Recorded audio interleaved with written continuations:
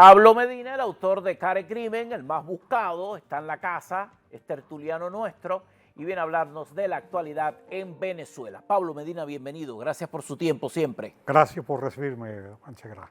Vamos a hablar de temas especiales que tienen que ver con el día a día en Venezuela. Los expertos del Foro Penal Internacional están diciendo que el obstáculo más grande que tiene la transición en Venezuela son los presos políticos. ¿Usted coincide con ellos? Ese es un tremendo obstáculo de verdad, uno de ellos, porque realmente hay dos clases de presos o secuestrados, porque no son presos, son secuestrados. Los militares, que son casi 200, y los civiles, que la mayoría son gente detenida por la lucha social, por la defensa del salario, por la democracia, realmente. Entonces, no se justifica. Además, muchos de ellos bárbaramente torturados. En un Estado de derecho, ninguno de ellos debería estar preso. Así es. Y todo eso está verdaderamente registrado en la Corte Penal Internacional, que no sé por qué no ha terminado de dictar la sentencia, porque todos ellos, en la Corte Penal Internacional está el registro de las torturas, quienes los torturaron, en la mayoría de los casos. Es inhumano que en esta lista se mencione tan poco a los 186 militares que están presos en condiciones extremas. Cada vez que se hace una lista, se aparta, se aleja este dato como si ellos no fueran personas, cuando en verdad han recibido un trato horrible. No, y además, en el caso de ellos, el secuestro de los militares, su lucha, sus acciones, sus declaraciones están plenamente justificadas, porque Venezuela, desde la época de Hugo Chávez y Maduro, convirtieron a Venezuela en una colonia de Irán, de Hezbollah, de la guerrilla colombiana, del narcotráfico, y ellos enfrentaron toda esa estructura mafiosa que llegó y se apoderó de Venezuela. Hicieron lo correcto los militares. Yo, por ejemplo, y el Parlamento Libertador defendemos completamente a esos militares detenidos y, por ejemplo, muy torturados todos ellos, Caguaripano, el capitán que se alzó porque se alzó porque cuando él era capitán en la frontera en el estado de Bolívar, encontró que había gente de la FARC en el estado y lo denunció y los enfrentó y después posteriormente lideró un levantamiento militar contra toda esa estructura mafiosa. ¿Hacia dónde va Venezuela en este momento, Pablo Medina? Verdaderamente me preocupa mucho el destino incluso inmediato, porque no se puede dudar y además felicitamos siempre y recordamos la acción del 3 de enero que planificó el presidente Donald Trump. Pero de allá hacia acá, la estrategia política basada en una estabilización, transición y luego elecciones y desarrollo no se está llevando, sino que por el contrario, el peligro de esa estabilidad que él anunció, hay el peligro de una regresión. ¿Por qué? Porque los dos Rodríguez, que llaman el Rodrigato bicéfalo, Jorge y Delcy, ellos no tienen estructura de mando. O sea, el caso de ella fue una muchacha que se levantó en Francia y en Alemania y estudió. Y Jorge Rodríguez tampoco, no conocen a Venezuela, no han pateado los barrios, como se dice en Venezuela, no han subido cerros, no se han metido, no tienen la sangre así caliente en la lucha social, no tienen, simplemente por la vía de la habilidad de Jorge Rodríguez, que llegó y de alguna forma se colocaron en puestos principales sin haber ascendido por la vía de la lucha, sino de la maniobra política. Y ellos dos, en este momento, fíjate tú que son tan grotesco todo esto, que les llegaron 600 millones de dólares en medicina para los hospitales y la enviaron a Colombia y a Cuba, ellos, y dejaron los hospitales como estaban, desasistidos. Pero por otro lado, ellos están perdiendo en las encuestas, no tienen prácticamente ninguna ninguna fuerza, ¿no? O sea, Están haciendo una gira por todo el país. ¿Esto para qué sirve? para nada, no sirve para nada, perdiendo tiempo, su tiempo, porque por otro lado, Pero se ve como parte de la comitiva. A mí me impresiona que hay pueblo acompañándoles. Esas personas que les acompañan son ciegos, no, sordos, son empleados, locos. ¿Pero por qué van? son empleados Obligados. obligados, son empleados obligados. Pero esos son los empleados que están discutiendo por el salario miserable. Por ejemplo, el 1 de mayo, son esos mismos. No son los mismos. La inmensa mayoría de los trabajadores o están desempleados o trabajan en empresas privadas o del Estado que los rechazan masivamente. Las encuestas no pasan del 5%, 6%, pero por otro lado, no es solamente eso, que es debilidad política en la imagen, en todo, sino que del lado del chavismo apareció nuevamente Mario Silva, que tiene un programa de televisión que se llamaba La Hojilla, imagínate tú el La nombre, Hojilla, La yo sé. Hojilla. Y él ha venido armando toda una estructura, cuenta con los colectivos, cuenta con las fuerzas, con Hezbollah. Hezbollah está en Venezuela, la guerrilla, la FARC y el ELN.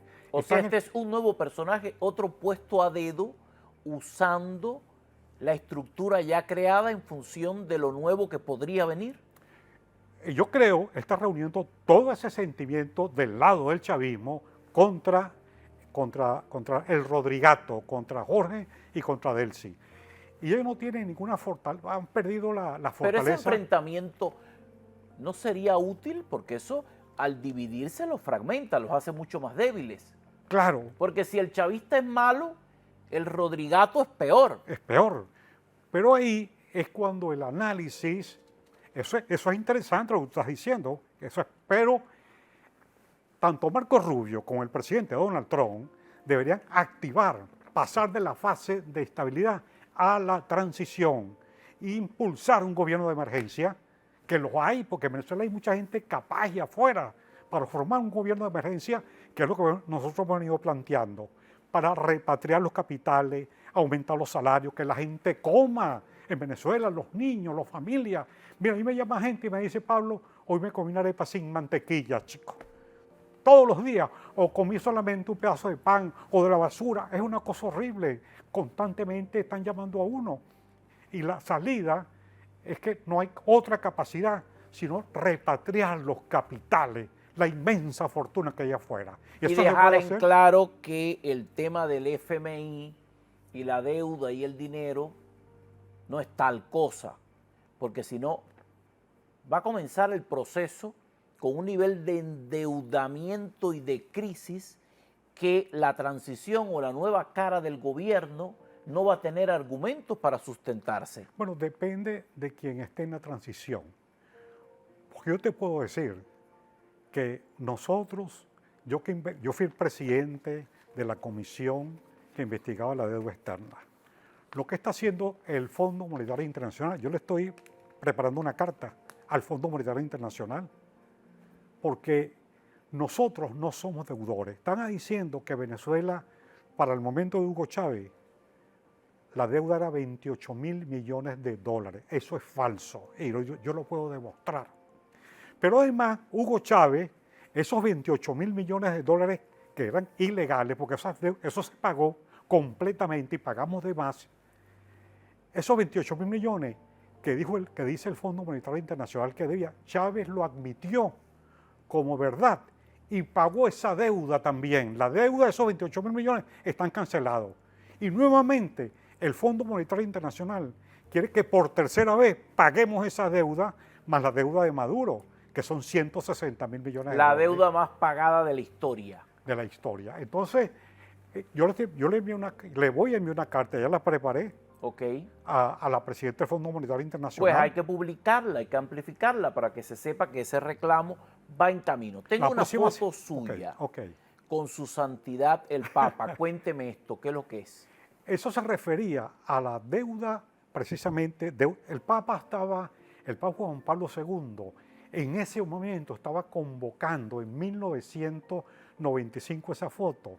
Se acercaban 5 años para el nuevo siglo y él estaba proponiendo el jubileo en la Biblia. Claro. ¿no? En esos términos, el jubileo de pagar las deudas, resolver las deudas, para ir a un nuevo siglo. Es una Sin cosa deudas. sin deudas. Pero lo sabotearon. Y realmente muchos cristianos no lo apoyaron, pero yo lo apoyé y me envió la iglesia al evento que nosotros hicimos en 1996. Un evento donde invitamos a gobiernos, a las iglesias católica, evangélica, a todos los sectores. Hicimos un tremendo evento que se llamó La Deuda Externa y el Fin de Milenio. Ha apoyando al llovido Papa. desde esa foto para acá. ¿Ah? Ha llovido. Pero lo veo muy bien. Qué gran Sí. testimonio. Tengo otra foto de un documento que está avalando qué cosa, don Pablo. Ese es el evento que hicimos al año siguiente, Ok. que hicimos en las deudas en Caracas, en un gran hotel, Caracas Hilton. Bueno, y el Papa nos bendijo con ese evento, pero ocurrió... Primer vicepresidente de la Cámara de Diputados, Pablo Medina. Sí. Que no es cualquier testimoniante, es Pablo Medina quien viene a contarnos todo esto. Me reuní con el Papa y 3 cardenales, y después fui al Parlamento Mundial en África, Namibia, y me tocó inaugurar el Parlamento sobre el tema de la deuda externa. Y comencé con la gran oración del Padre Nuestro. Yo le dije, la historia de la humanidad es la historia de las deudas. Por eso nuestro Señor Jesucristo habló de la oración del Padre Nuestro. Y la segunda parte del Padre Nuestro era, perdona nuestras deudas, así como nosotros perdonamos a nuestros deudores. Pero los bancos presionaron al Vaticano y cambiaron la oración, perdona nuestras ofensas, así como nosotros perdonamos a quien nos ofende. Y yo dije en el evento, porque es más fácil, digo yo, perdonar una ofensa que una deuda. Pero hay mucha gente que sigue hablando de la deuda cuando hace la oración. Ahora, ¿sabe cuál es el país que nunca ha pagado la deuda externa? ¿Cuál es? Estados Unidos.